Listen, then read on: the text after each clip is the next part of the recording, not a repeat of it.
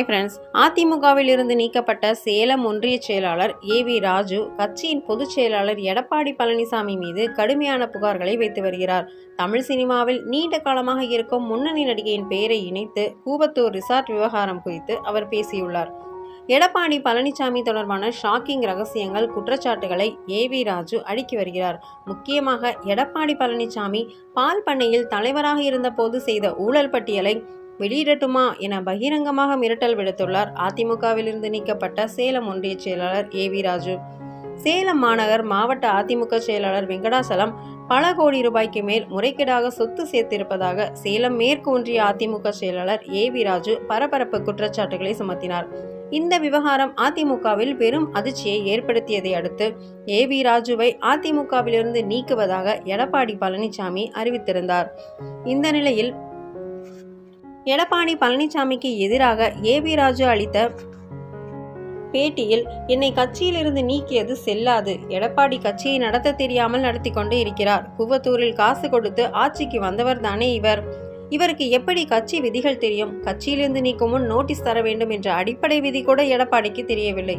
கட்சியின் சட்ட திட்டங்கள் கூட தெரியாமல் கட்சியின் பொதுச் செயலாளர் எடப்பாடி பழனிசாமி இருப்பது வேதனைக்குரியது. நீ சாதாரண ஒரு எம்எல்ஏ. நீ கூவத்தூரில் என்ன கூத்து அடித்தாய் என்று தெரியும். அதிமுக எம்எல்ஏ வெங்கடாச்சலம் என்ன கூத்து அடித்தார் என்று தெரியும். அந்த பிரபல நடிகை அவர் கேட்டார். அவர்தான் வேண்டும் என்று அடம் பிடித்தார். கருணாஸ் அங்கே இருந்தார். அவர்தான் ஏற்பாடு செய்தார். எல்லா நடிகையும் ஏற்பாடு செய்தது கருணாஸ் தான். இதற்கெல்லாம் காசு கொடுத்தது எடப்பாடி பழனிசாமி தான். அதிமுக எம்எல்ஏ வெங்கடாச்சலம் குடிக்க மாட்டார். ஆனால் பெண்கள் விஷயத்தில் வீக். அதனால் பல நடிகைகளை ஏற்பாடு செய்தார். பல நடிகைகள் களமிறக்கப்பட்டனர். சின்ன நடிகை தான் வேண்டும் என்று அதிமுக எம்எல்ஏ வெங்கடாச்சலம் அடம் பிடித்தார். இதற்கு நான் ஆதாரம் காட்ட முடியாது. ஆனால் இதெல்லாம் நடந்தது.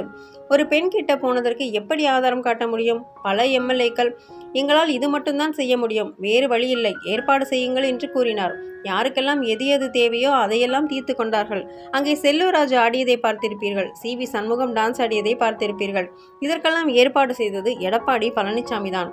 பணம் செலவு செய்தது அவர்தான் பணம் கொடுத்தார். எம்எல்ஏக்கள் ஆதரவு வேண்டுமே, அதற்கு எடப்பாடி தான் பணம் கொடுத்தார். இதையெல்லாம் செய்துவிட்டு இப்போது என் மீது நடவடிக்கை எடுத்துள்ளார். என்னை நீக்கியது போல அதிமுக மாவட்ட செயலாளர்கள் யாரையாவது 2 பேரை எடப்பாடி பழனிசாமியால் கட்சியை விட்டு நீக்க முடியுமா?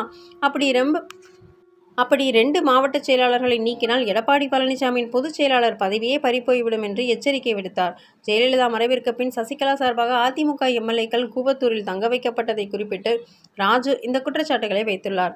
ராஜு குறிப்பிட்ட நடிகை தமிழ் சினிமாவில் நீண்ட காலமாக முன்னணி வரிசையில் இருப்பவராகும். இந்த குற்றச்சாட்டு வைரலாகிவிட்ட நிலையில் இதுவரை அந்த குறிப்பிட்ட நடிகை இதுவரை எந்த மறுப்பும் தெரிவிக்கவில்லை.